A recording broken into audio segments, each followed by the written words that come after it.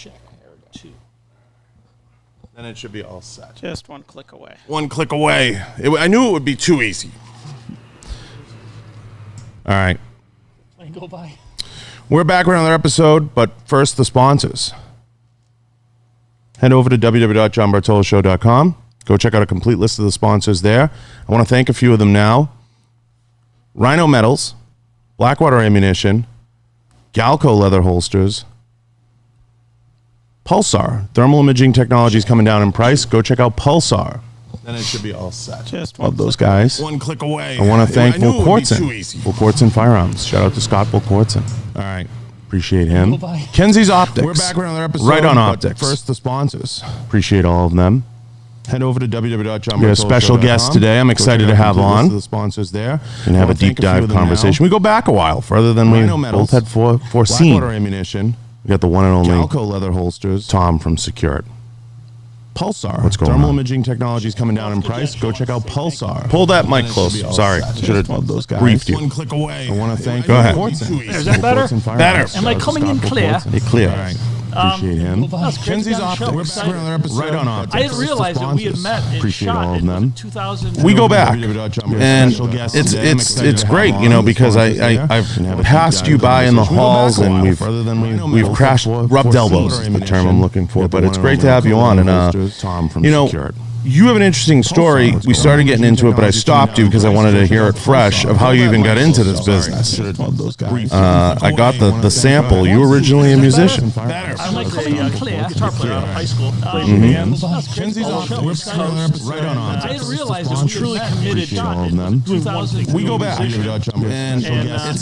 it's great, you know, because I've passed you by in the halls, and we've crashed, rubbed elbows is the term I'm looking for. But it's great to have you on, upcoming Tom. kid. You know, you have an interesting story. We started getting into it, but I stopped you because I wanted to hear it fresh of how you even got into this business. I got the sample. You were originally a musician. It was really a tough time in my life. Really, that's all I knew. Kenzie's Optics.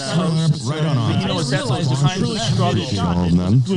We go back, and It's great, you know, because all the answers to your questions are there. To that struggle, I got into sales. I started got a job at our coming kid. You know, selling. You have an interesting story. We started getting into it, but I stopped. How do you make the mental transition from musician to in the firearms business? How does that even happen? Because I'm sure that was the last thing on your mind, unless there was some, you know, experience along the way, right? You know, it wasn't a transition to firearms. It was a transition to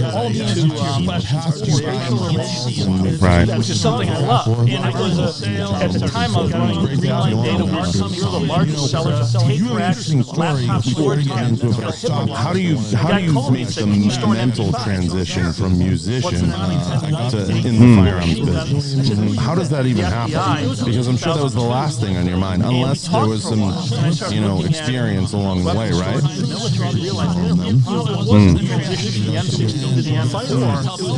Every bracket didn't work. Right. And they're going from a standing battle rifle to what is a weapon sitting on the M4 stock, barrels, all sorts of reactions, top scores, How do you make the mental transition? So we started looking at that. I worked with a company in Canada developing our first system. Because I'm sure that was the last thing on your mind, unless there was some, you know, experience along the way, right? Pull that mic a little closer. U.S. Army Special Forces Command, do an arms room assessment for them. We we're a 3-person company, and we pitched them as, my name's Tom Kubiniec, I'm the leading authority on small arms and weapons storage. We think we can solve your problem. We made them. There was no expert. We just claimed it. And we got the contract, spent 2 years touring their armories, interviewing their armorers, really spending close time watching these guys work. And it was during that time that we came up with the cradle grid weapons storage concept. Special Forces Command. I used the term at the time, arms depot development for them. Literally went to Home Depot and said, how do we store stuff? So I wanted a system that was compatible. I'm the leading authority. For these guys, the operators would solve problems downrange. They could source material that worked in their armory without having to be proprietary. You know, most of the guys in my industry want proprietary. They want everything you buy has to come from me.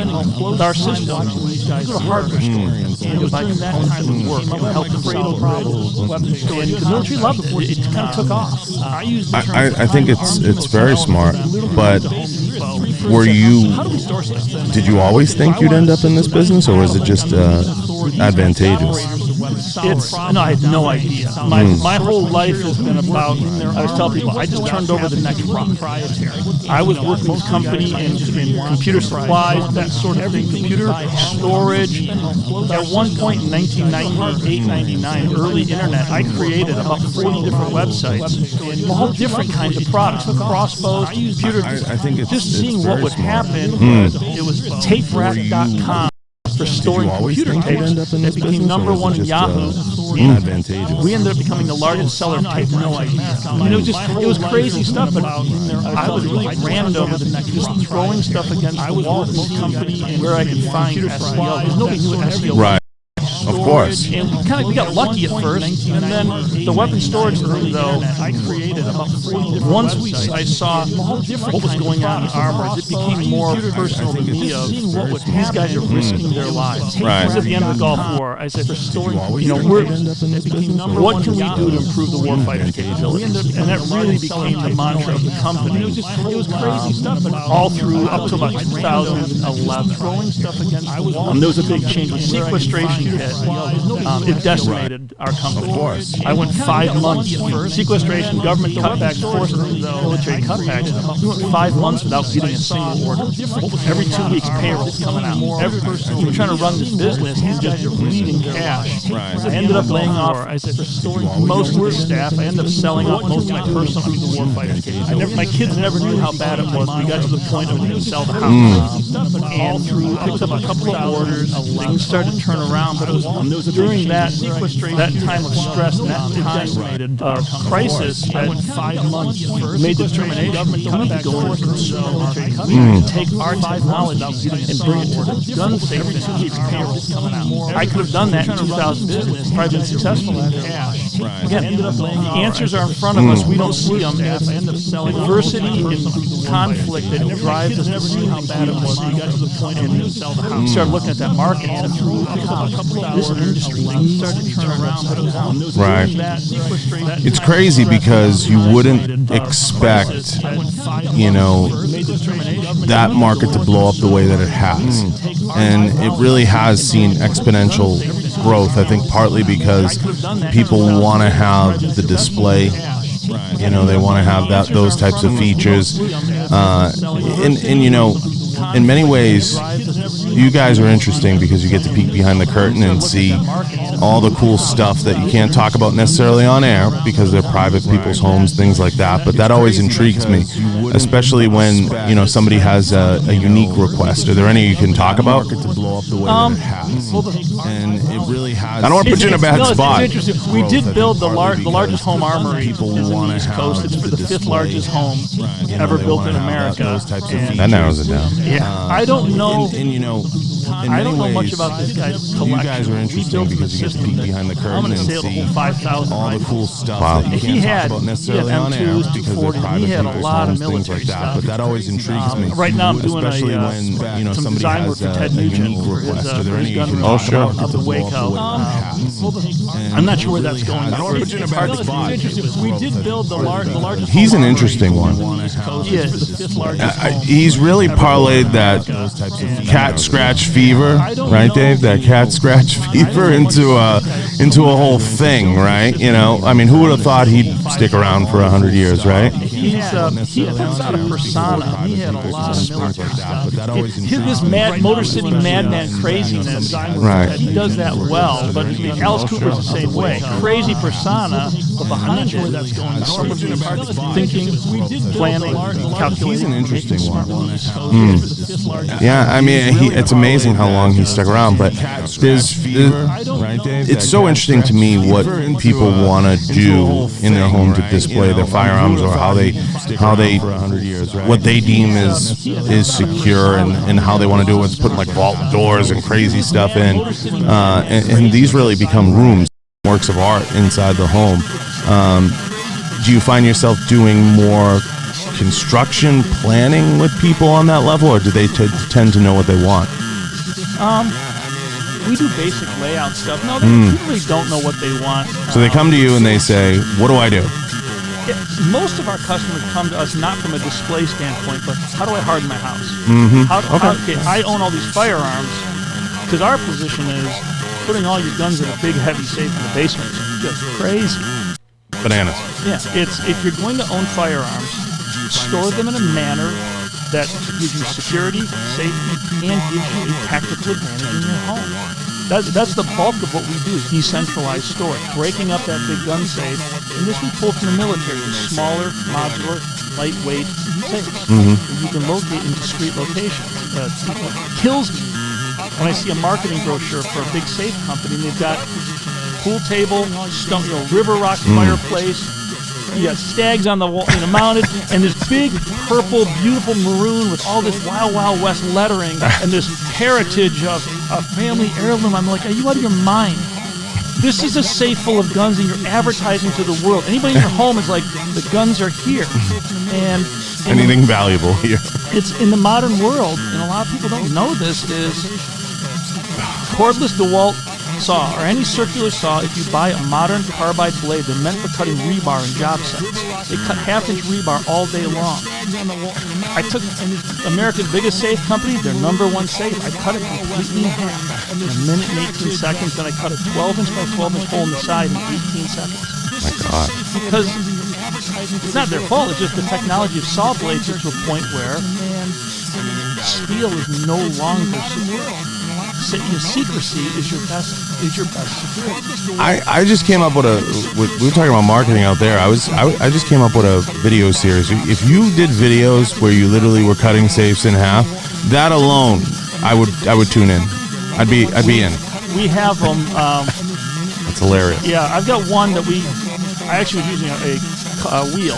It actually took me about 8-10 minutes to cut the safe open. That video had millions of views. I've got one now. We just did saw versus safe, and it's amazing how now people always ask me to throw it out there. Well, do your safe stop saws? I said no, they don't. None of them do. They're all made out of steel. You face the same issue. But my safes are small, lightweight, and the process of decentralized storage and locating safes where thieves don't look. And the most secure places in your home are also some of the best for a tactical advantage. Would you have thought this market would be as competitive as it is? How many people have gotten into the game? I don't think about that much. We don't see the competition. That we're so different in this industry that we're not competing with gun safes. We're replacing them. And it's a different mindset, so I don't view it necessarily as competition.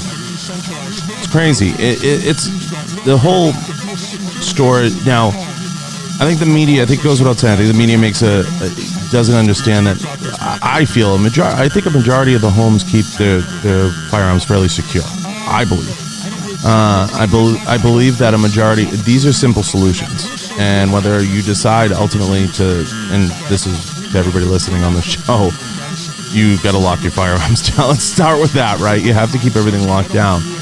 But I think that this offers a greater solution and more security because you can create these modular systems that can handle everything, whether it's ammo, because you have solutions for ammo, whether it's firearms, whether it's separating them in a way that's not as cost invasive, and when people go out and buy these, as you're saying, these opulent, these crazy safes, and they're beautiful. Some of the old ones are absolutely beautiful. People don't realize just the overall expense of them compared to what you'd be spending to build out, as you said, a more modular and probably ultimately safer solution. Absolutely, and another thing, the downrange cost of safe ownership, the average American now moves every 6.1 years. Okay. If you own one of these big safes, moving companies won't touch it. So you're hiring a safe company to come in and remove it. I didn't think of that. Yeah, you're hiring a trucking company to truck it, and another safe company to relocate it. You're into to move a safe in America. You're into anywhere from $1,000 to $4,000. Oh, certainly not free. No, certainly not free. I mean, the average price of a safe in America is about $1,300. It costs more to move them than it costs to buy them. So the most left behind pieces when people move is a hot tub, 6.1 years. What we make is ultralight gun safes, and that's just, we've removed everything that weight. Because the gun safe industry believes, in my opinion, is if it's heavy, there's a perception of security. Right. Well, they still say on their safe, bolted to the floor. Right, of course. My safes certainly not free. do the same thing, eliminated all the weight. Because again, I come from a military background where in the Marine Corps, everything they have is portable at some level.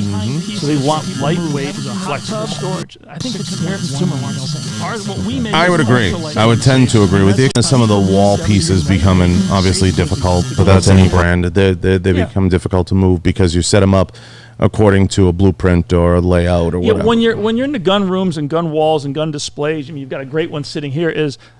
That's a very small piece of our market. Mm-hmm. It's there. We do it. It's not something that we aggressively go after. We're more about lightweight modular locking solutions. Now, I've got a system in my home that's, I've got vintage guitars and guns, sniper rifles, and it looks great. And I have people coming over, I package it all up so it's secure, or I open it up. I'm in the process, we're planning of doing a secure hidden door system in my house. Oh, that's exciting. Yeah. You do a lot of those?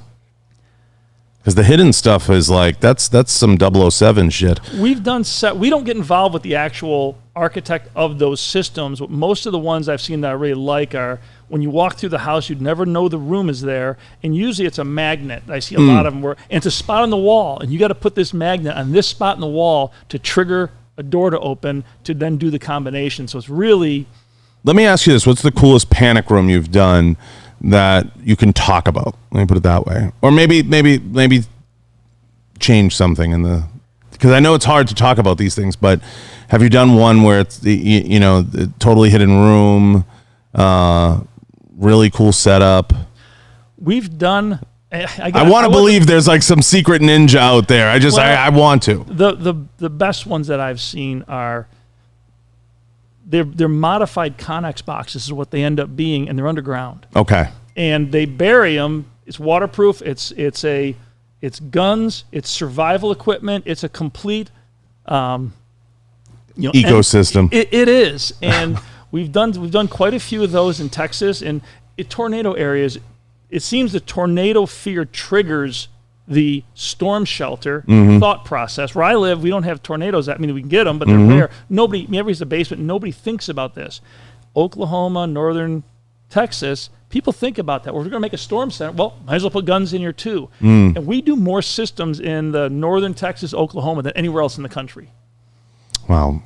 I think that stuff's pretty cool to work on. I think those types of projects are a lot of fun. Now, you get in this business, you're entrenched in this business, you've been around for a while, as we said in the beginning. It's crazy how, we were talking about this offline, how the business has evolved and how it's changed. And we were talking about some of the leadership entities. Now we got NRA showing up and shot looming in the distance. Do you see people coming back, and do you see the foot traffic, still being a thing at these shows, or do you see it slowly beginning its last gasps? Initially, I do think everybody's coming back, and I just think people want to come back. Maybe not for the reasons the NRA wants to come back. I just think people want to get the hell out of their houses. They just want to go somewhere. I think SHOT Show this year will have a huge surge of people. At that show, the people walking around will make the determination whether there's relevance for the following year. And I don't know. It's. Did you give them the money? Did you let them keep the money? We didn't do a booth. Smart. So we're a direct-to-consumer company, and we did 2 years ago, we did a 40 by 60. I spent $130,000 on the show, and we couldn't come up with a reason justifiable other than ego. It's just so cool to be there with a killer booth. But that's a majority of the companies. I know, but it doesn't help. So we took the money. Let's put this into product development. Let's put this into things we can do to make people better prepared.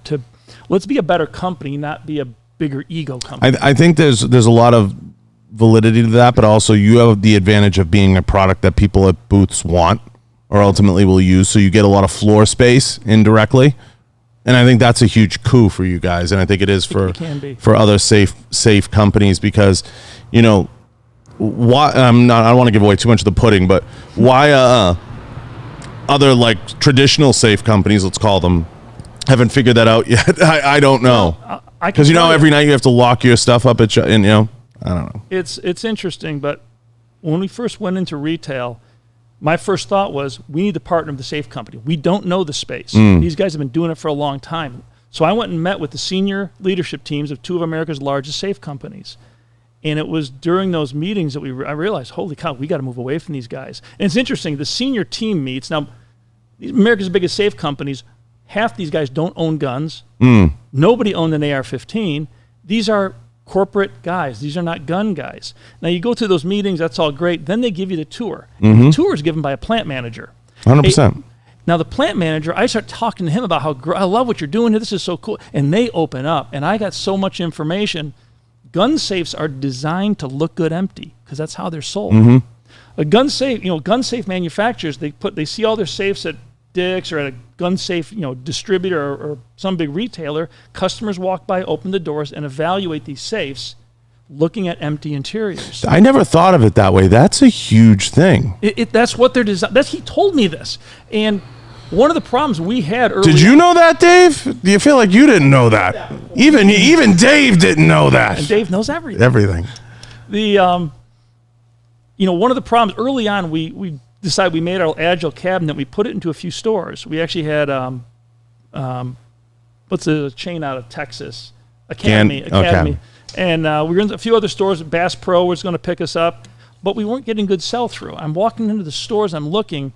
Our cabinet doesn't look good empty because it's not designed to. Our cabinet is designed to do one thing. It's designed to properly hold and secure firearms in a manner that gives you fast access and proper storage. I mean, guns are never banging in the guns, clean, clear, integration of gear and guns.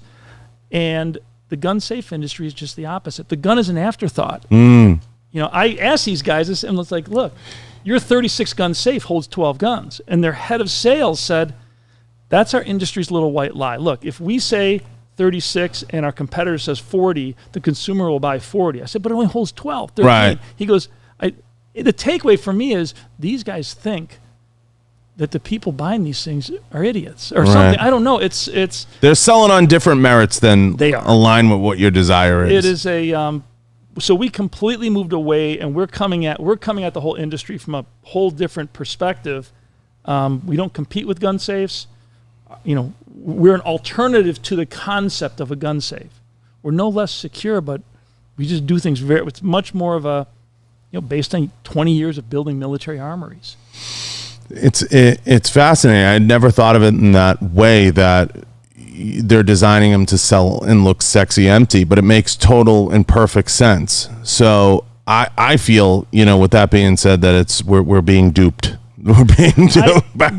There's more to that.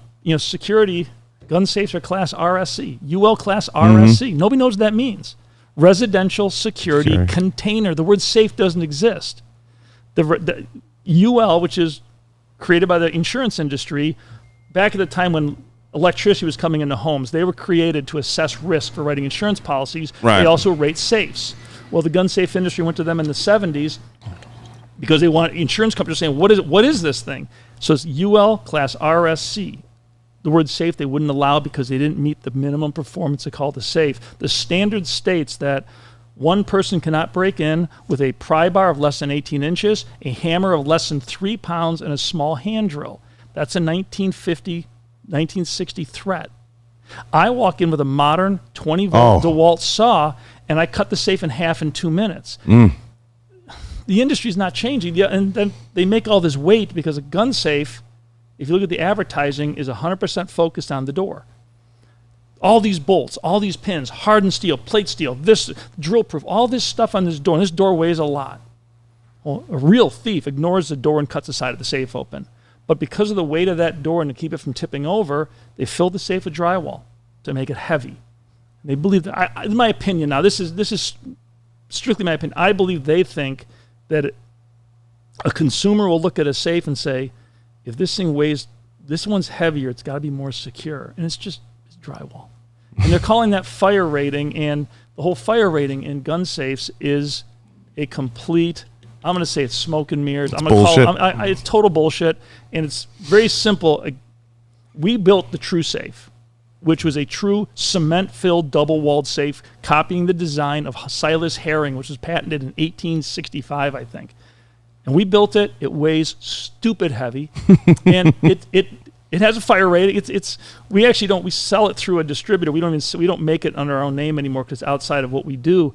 But gun safes have a 1-hour rating. They put it in a safe. They run the temperature up into an oven. They run the temperature to 1,300 degrees or 1,400, whatever their sticker says, and they cook it.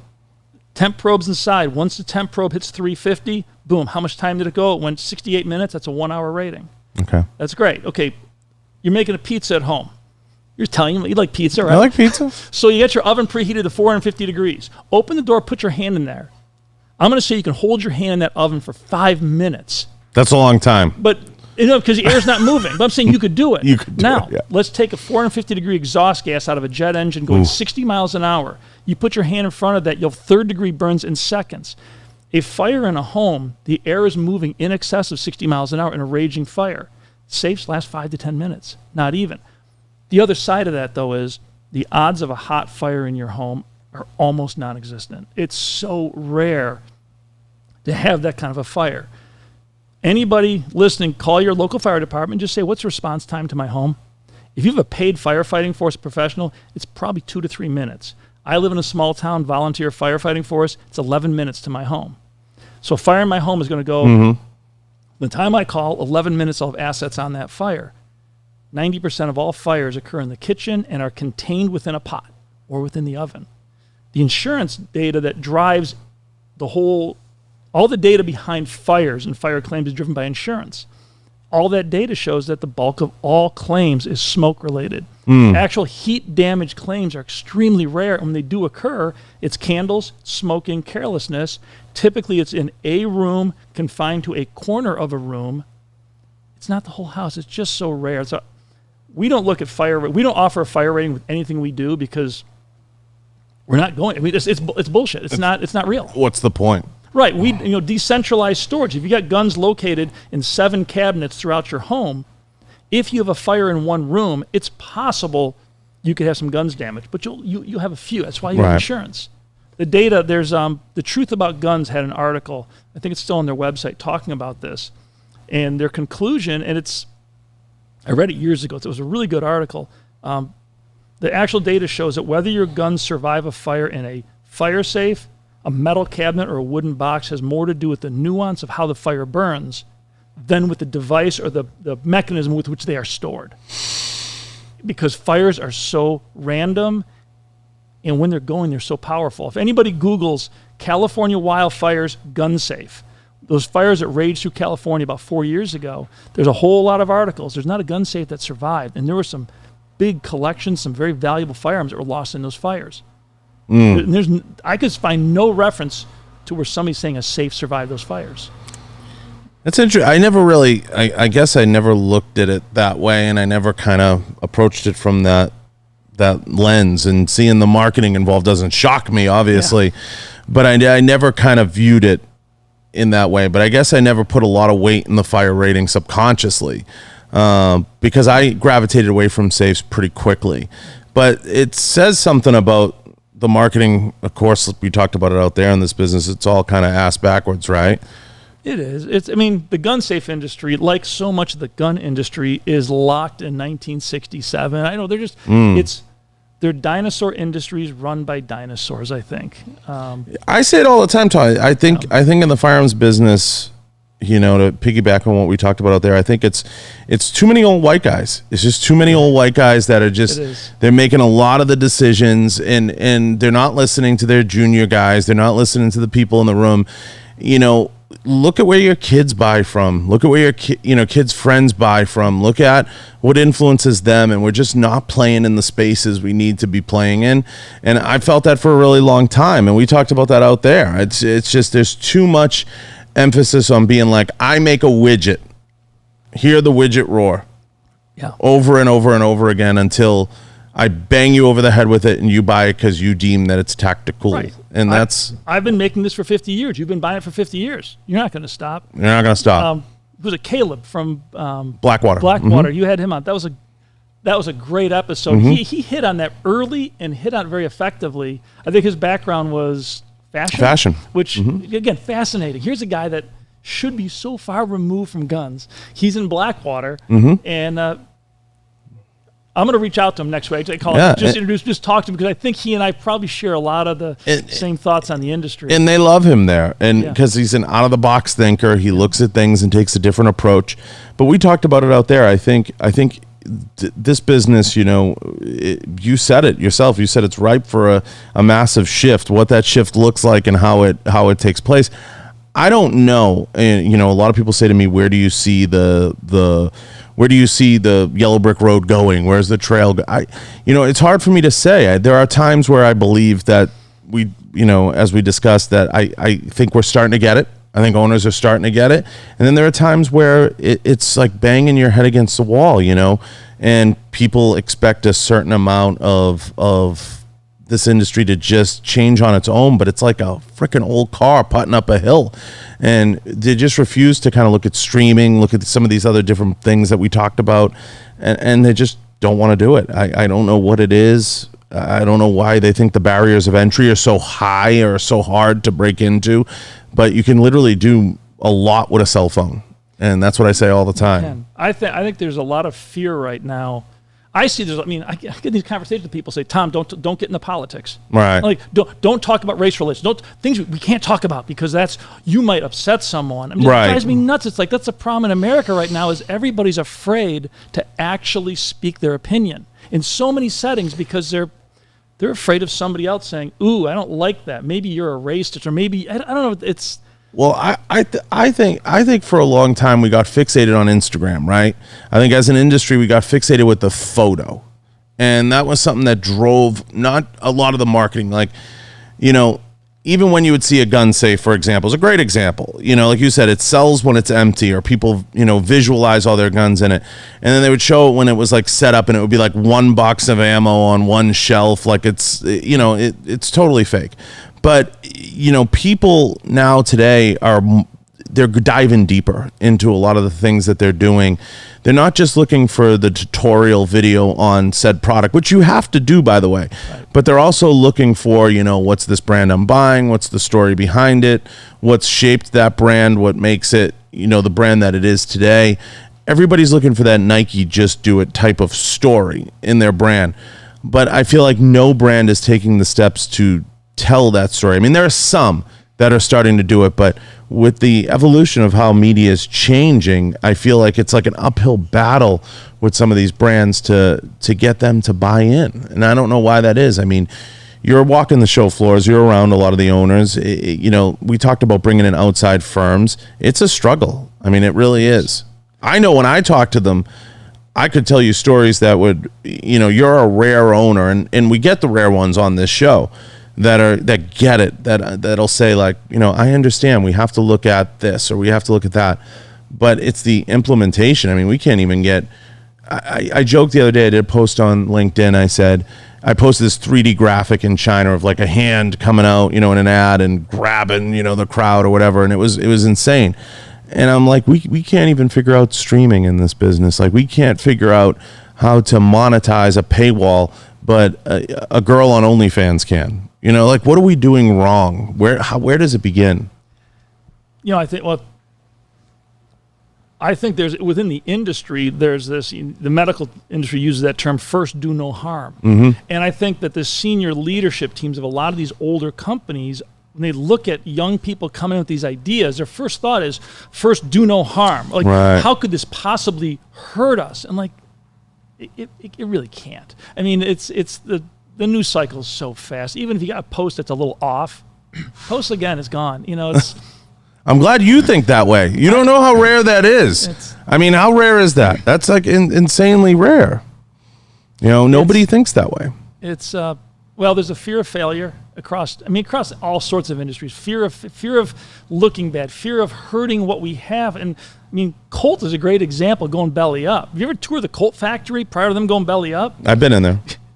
It hadn't been updated in what? They hadn't invested in anything in forever. There was no change in that company at all. And eventually just the economics of it caught up to them, I think. And the industry, I don't know why there's this tie to the old heritage. You know, guns have this tie to the American heritage, which I think is a great thing, until that heritage is you're tying everything, because you can't keep looking backwards at, well, what worked, what used to work. You've got to, at some point, draw a line, turn around, look forward into the unknown and say, you know what, guys, I tell my people is, jump off the cliff.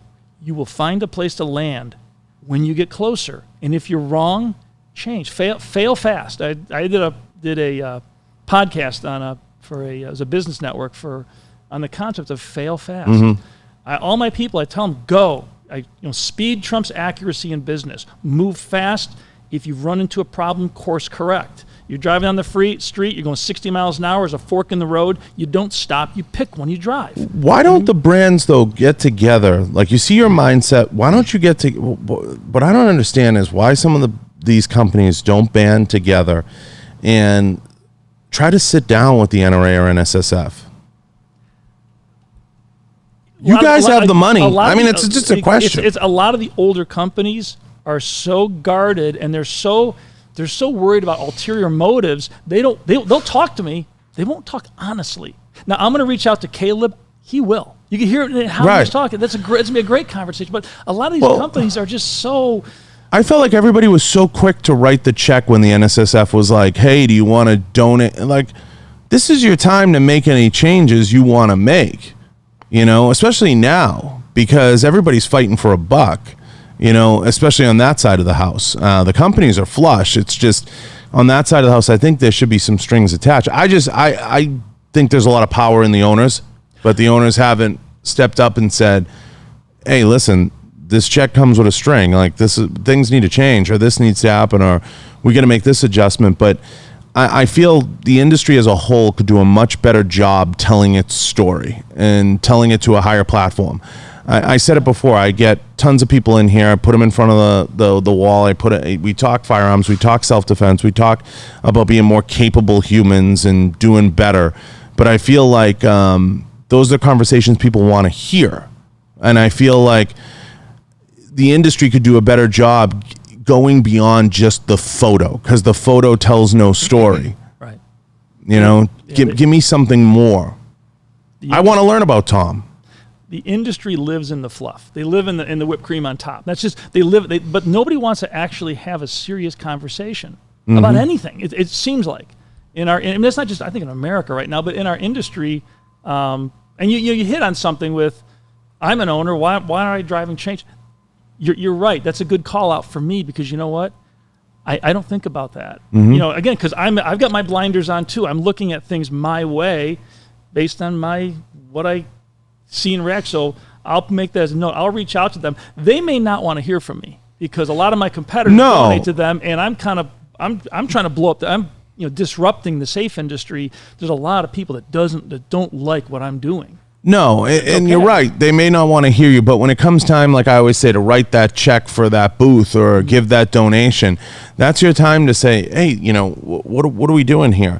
And ask the tough questions. I mean, when there's zeros attached to it, it's amazing how much people listen.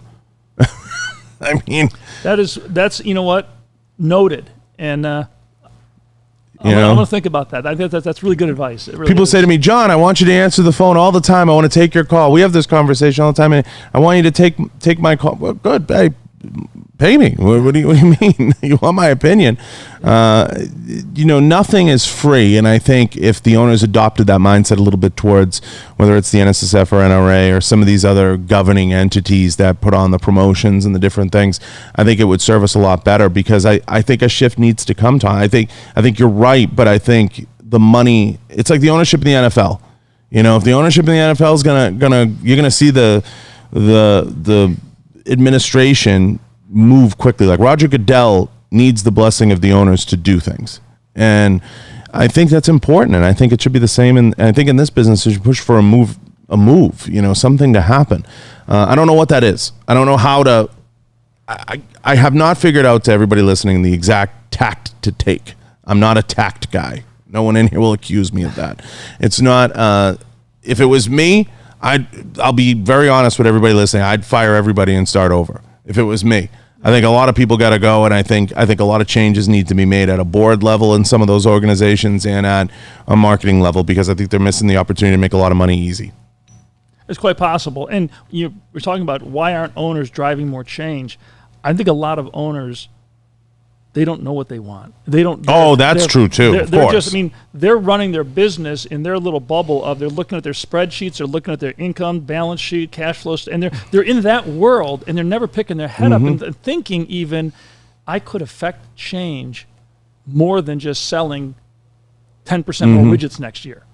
I think a lot of people, the lack of creativity in corporate America is, I don't know if it's an all-time high, but certainly there's no creativity in the gun industry. Well, it hurts us too, because the things that are supposed to educate us, like the recoils and the recoil TVs, and the things that are supposed to be like our guiding light in the business, or at least were our traditional marketing guidance, I guess you'd put it, have failed us tremendously. Because they didn't adapt, they didn't change, they did everything wrong that you could do on the list if there was one. They did everything wrong.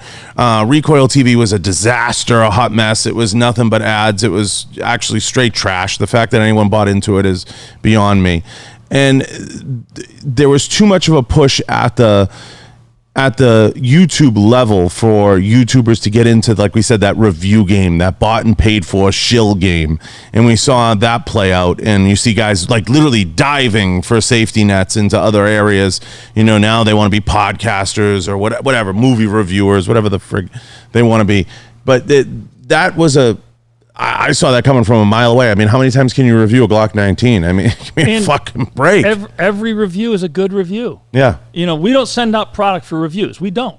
It's like, if you want to buy my product, use it, review it. That's fine. You can do that. But it just drives me nuts because sometimes I'm shopping for something that I don't know about, and I want to look at some reviews. Well, you can't get a real one. Because they're all, there's in every industry there's 100 guys out schlepping doing the exact same thing, getting free product to do bullshit reviews.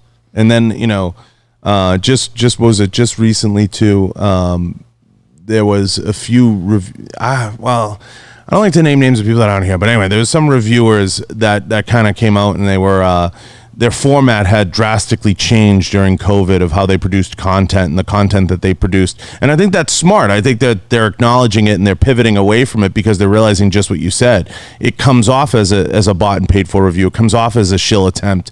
And that's not ultimately what owners want. And that goes against what you stand for. It's kind of like, I'm not gonna just put content out there for the sake of putting content out there, and I'm not going to use my product to just push a bought and paid for and built narrative like that. If I'm going to do that, I may as well do it in my building and save the money. Right. Put the money back into my infrastructure, which would make all the sense in the world. And that's a similar conversation to what I've had with a lot of owners. I'm like, they'll say the same thing you say. I'm like, well, then stop sending the product. A lot of them don't have the ability to just stop sending the product. That's the roadblock. So I'm like, stop sending it. But it's interesting to me in so many ways how this industry looks at things and how it evolves, and how we see ourselves struggling to do the simple things all the time. And it's so simple. Like, people just want to be entertained at the end of the day. Yeah. So if you decide to build a media department, if you decide to pursue media in the traditional sense as a brand, you don't have to everybody listening, but if you choose to, it's simply about laying out the strategy and what you're trying to implement and what's realistic in the scale of things. But I think brands get too caught up in trying to be almost cute about it and take the approach of like, we'll just cast this giant net of sending product out, but who's managing that? What brand manager? Where? At what levels? So when you start asking the questions, all of a sudden it starts to unravel right before your eyes. It's interesting. I'm listening to what you're saying. I'm just thinking about a lot of these companies that they want to be out there. They want to be doing this, but their only thought process, just send it to that guy, let him do it.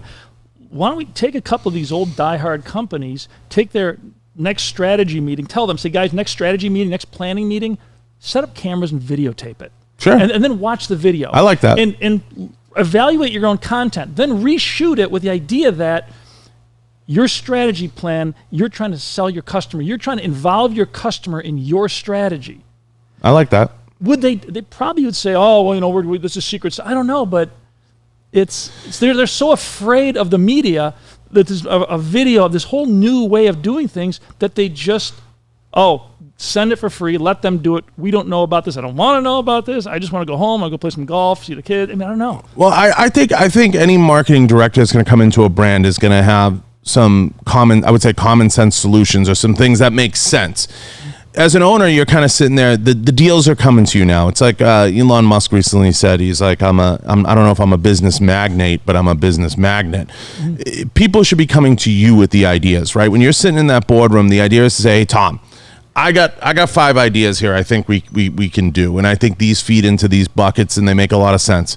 This one, you know, could be really good. It could give us 12 episodes. We want to saw, to steal an earlier example, we want to saw 12 safes in half. And we're going to do 5 or 8 minute videos talking about what we're doing, why we're doing it, to show how this all works. So we're going to debunk the fire rating thing. Mm-hmm. You know, and you start looking at those, and you look at the production cost, you look at all the different factors, but at a base level, you're always going to be doing, as a brand, you're always going to be doing your SKU videos, you're going to be doing your own internal tutorial videos on how to maybe do things, add-ons, whatever, and maybe you put some basic idea stuff out there, right? But beyond that, when you start thinking beyond the base stuff, and you start wanting to create, you know, what's our brand about? What do we want to do? You mentioned disruption. You mentioned, which I think Saw and Safes in Half is a great disruption videos. I think those would be a lot of fun. Like I said, I would tune into those. But when you start to go beyond that, because that speaks a little bit to warranty and debunking and just one of those feel good, like we're going to show you what this product really isn't, which is equally powerful for your product story. Mm-hmm. You have to start to create some entertainment value. Like, what is it your brand stands for? We know if you wear Nikes, you can dunk a basketball like Michael Jordan and you can run 5 miles, and you should just get up and do that workout because that's their motto, right? If you move to New Hampshire, it's live free or die. That's why we have these things in place. So we instantly associate something with something because of that. You know, we always say the best examples are, you know, Kleenex and tissue, you know, and how that works. I think for a brand to truly begin to evolve and find its message, and I wish I had Jessica Govin right now because she'd be helpful. She's a past guest that has a lot of insight into this.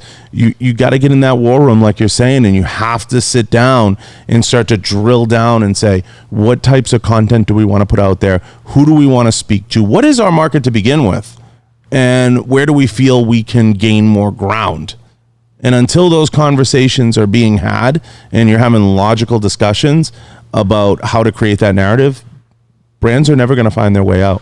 No, there's a lot of marketing directors out there probably that they don't have the answer. So instead of delving into the creative side, they focus on the tactical side of marketing. Well, they don't have the Rolodex either. Right. But they're focused on the how we do it, the process by which we do this. But they don't talk about the actual creative side of, what is the actual thing you're making, or even what is your brand all about? Mm-hmm. I mean, I'm sure there's a lot of big companies in the gun safe industry that if you walked in and asked head of marketing in a sentence, tell me who you are as a company, they're going to struggle. They may struggle with the answer.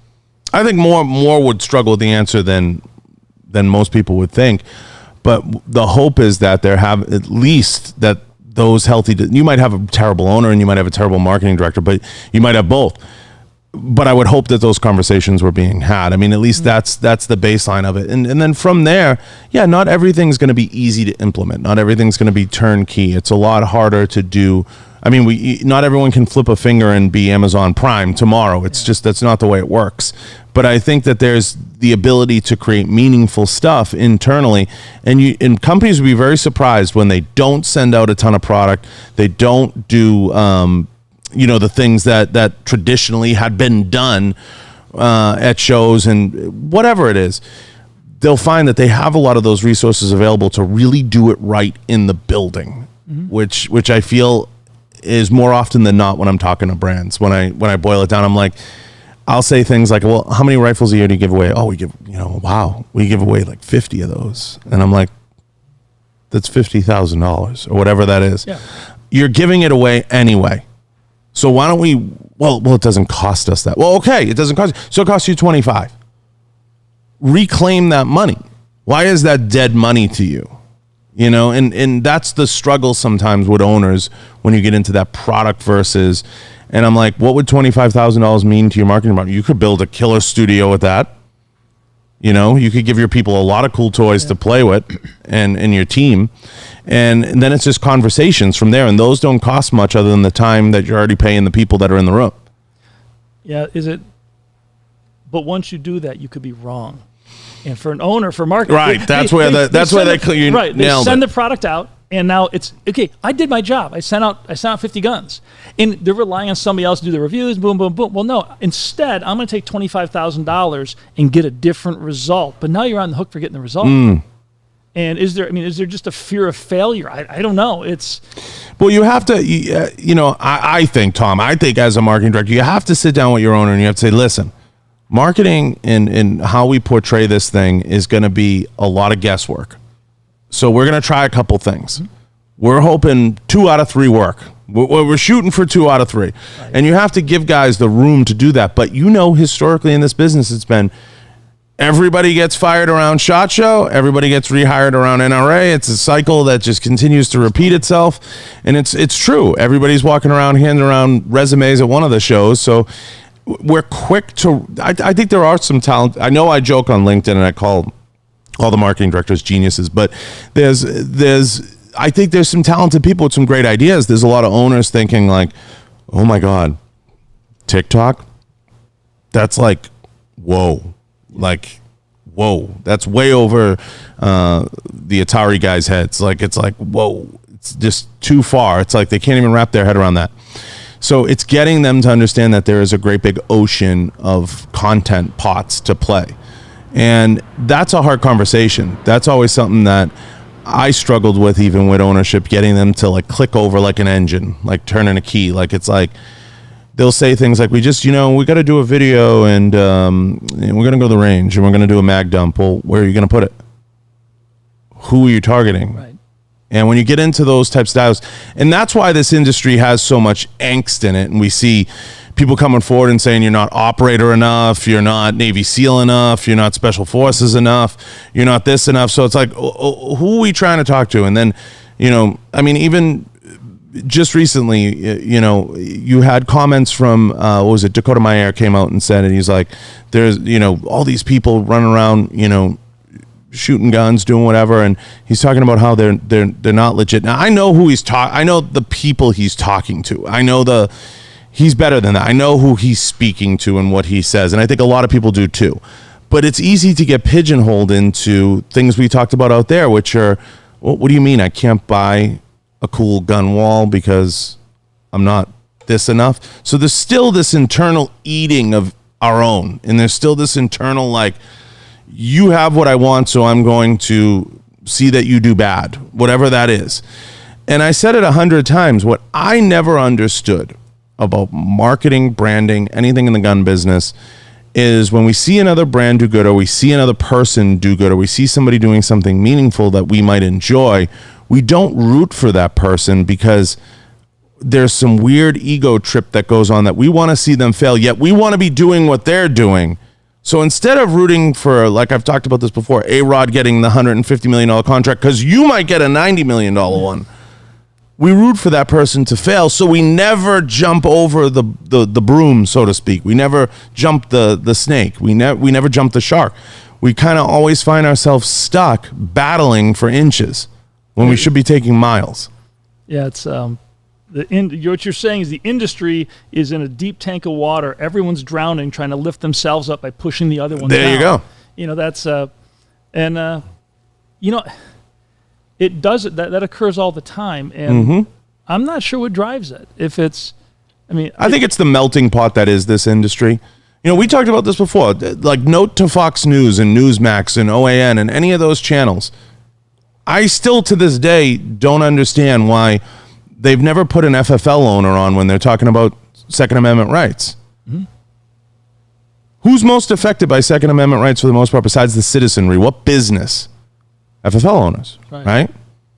Why do we never hear? Why is it always we have so-and-so and he was a cop in 1984 and he retired and he's an expert?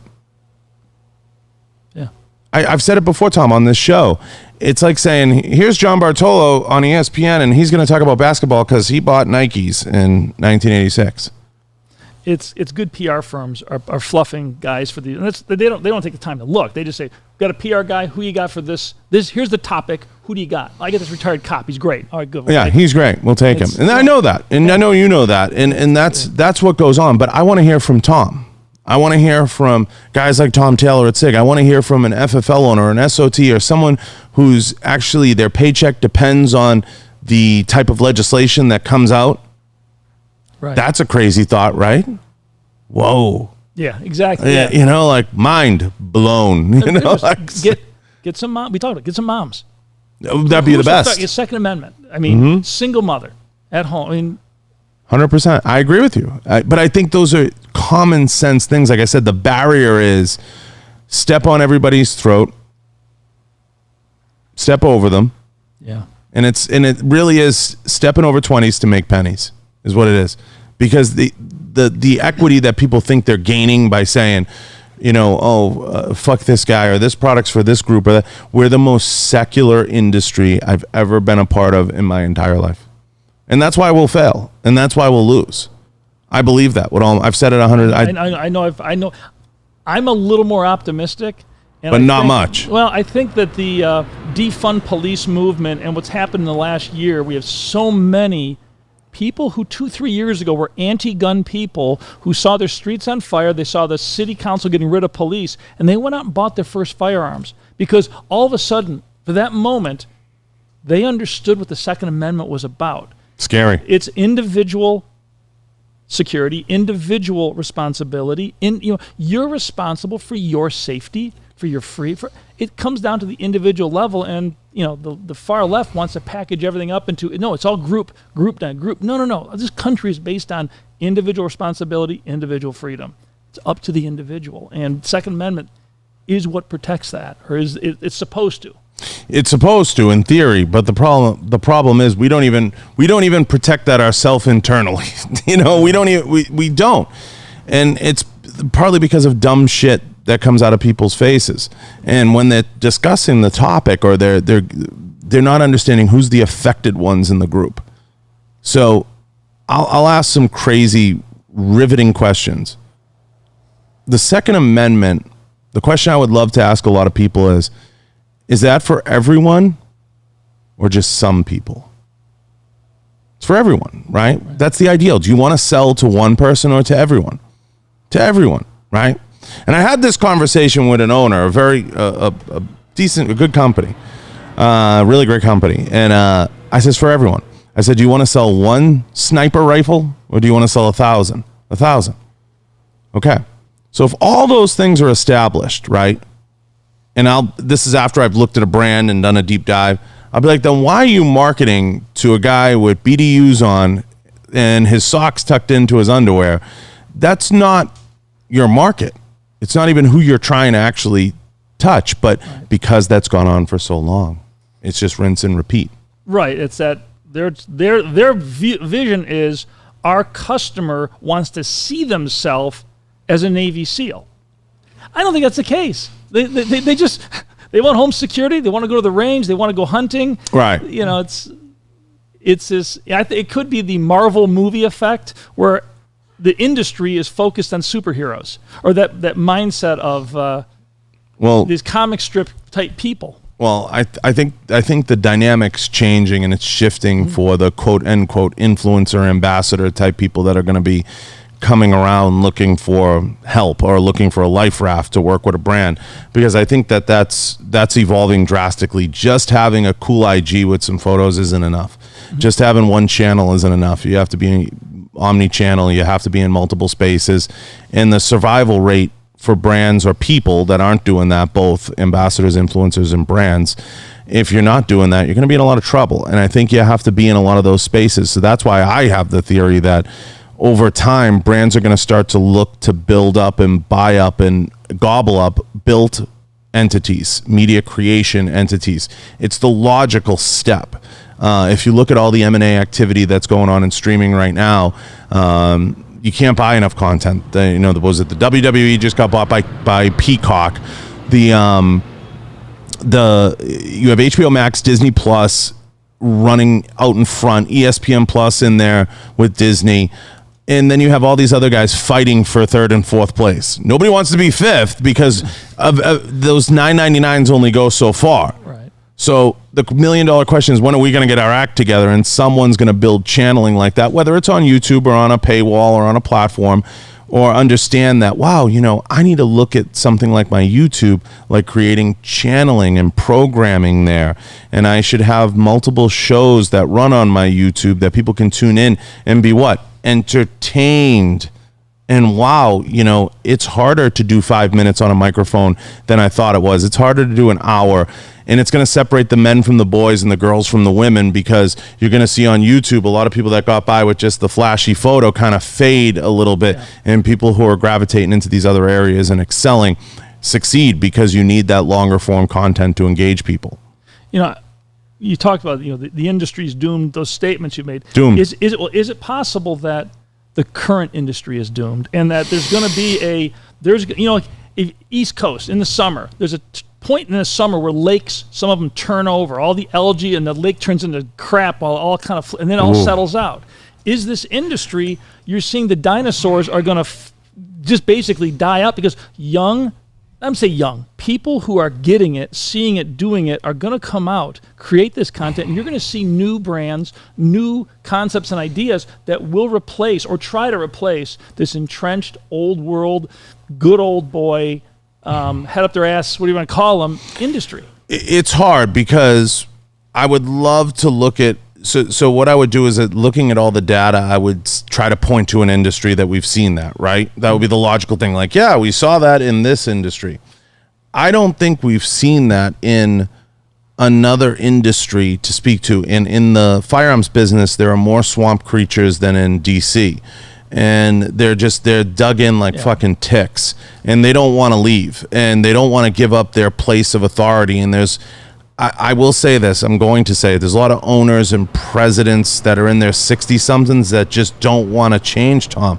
They're like, little Billy has 2 more years of college, and I'm just trying to ride this thing out. We're going to buy an ad and recoil or something. And they're just doing what they have to do to survive. And that's a real scary thing. And there's a lot of those swamp creatures that could drag the whole thing down. Now, do I think it's possible for a turnover? I mean, you look at like the UFC, for example. The UFC was in the absolute, like, no states wanted to pick it up. It was a hard sell, but they managed to excel. Now, they're from scratch, so it's a different animal. There wasn't need for a lot of turnover. Eventually, when Dana moves on or whatever, and corporations keep coming in, and I think that has possibilities to be very fragile for a while, but what they're doing right now is surpassing hockey for sure. They're doing phenomenal, but they've managed to understand the value of content. And if you look at ESPN Plus, it's basically a giant UFC banner, ad running constantly. So they were smart to partner up in that regard. Right. And I look at what guys like John Lovell's doing at Warrior Poet Society with the streaming package and what he's trying to do. I think there is a little bit of hope in those pockets of people doing really dynamic and fun stuff. Whether or not the brands will smarten up and understand and see the value in that is a hard one for me. I just have a hard time being convinced. Now, what I do believe, the reason I say will fail, is there's too many people that are in it for the argument, and they're not in it to move the ball forward. They're in it for the argument. They're trying to convince people that are not necessarily for guns, and they're trying to almost put them down and submit them into liking firearms. How about just saying, hey, you want to go to the range? Yeah, okay. Let's just go shoot. Let's just go shoot. And then if you don't like it, I don't like to golf anymore. I golfed for years. I don't like to golf. It's not my bag. Maybe it's not your bag. Yeah, I don't know. Why don't we start there? To me, that's a good place to start. Do you think? I think sometimes also I call it there was a book, Harvey Mackay, Swim with the Sharks. It was a read by back in, that was published probably in early 80s, 70s. It's an old book. But in that, a lot of guys read that book, and one of his cornerstones was do what you know.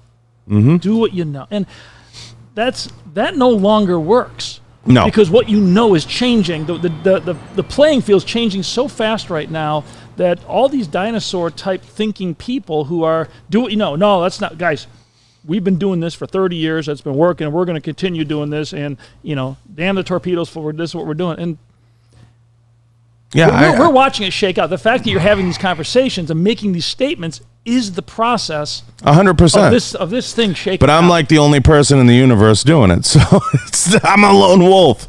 And that's what scares me is it takes the first one.